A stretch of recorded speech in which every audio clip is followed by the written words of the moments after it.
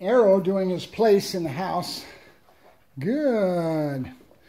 And don't let it deceive you. This is Jekyll and Hyde. Dog works great in so many areas. Nope. Place.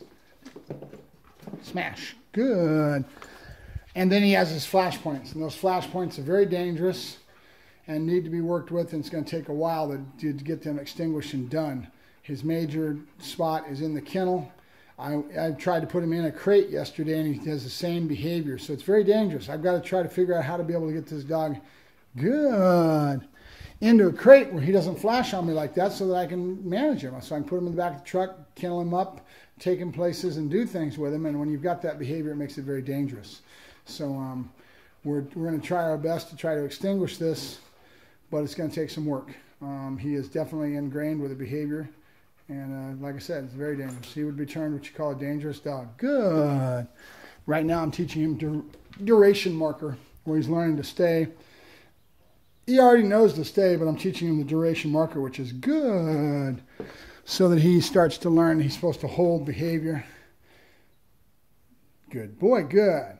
Aero? Yep, good boy, good. And he doesn't know that one. That's a break marker, basically, that's an explosion out of it. Yes, good. And I'm also trying to introduce Clicker right now. He already probably knows Clicker. His owner probably was familiar with Clicker, so he's used to the sound. I'm just introducing it today. I've been using Yes, but I want to get in really Clicker so that we can try to use it for a lot of our work with the dog's behavior. Good. Yep. Good boy, Aero. Good boy. Good. Now, I was yesterday when he first came out, first day into the house, I started letting him take off and go places and do things. Because he's got so much of a dominant aggression, place, smash, I'm going to take away that freedom and put him on leash and make it very limited, because he's ranging around the house, jumping up on counters, sniffing around, and showing dominant behavior because he's in control. And you want to limit that to a bare minimum. You want to be there. Everything comes from you. So everything comes from you as far as obedience, anything. And you keep him severely limited with that so that he doesn't grow into that propensity of a dominant aggression that he's already got in him. And we've got to build our bond based on him working for me. So we're doing that now as much as possible. God is a beautiful dog. I hope I can get him calmed down. It's scary. I'm not going to lie to you. When this dog goes off on you, it scares the hell out of me. And I wish he didn't do it. I hate to see him flip to that side, and it's very scary and frustrating and everything else, and you're trying to figure out. I've got some ideas on how to do it at the kennel, and it revolves around me feeding him and then trying to rob him of his food when it's food time. He shows aggression. He's happy to go back to the kennel. He runs back there and he wants to go right back in. But right when he flips into it, Jekyll comes out, and he just, yes, good. He switches and flips to that aggression on the door.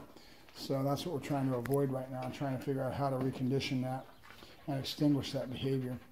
So I've got the second kennel that's next door to it, and I'm going to start kind of diving in there with a food bowl and making him get happy and hopefully try to keep him away from it. What's strange about that behavior is that if I go, come on here, Ozzy, smash, smash,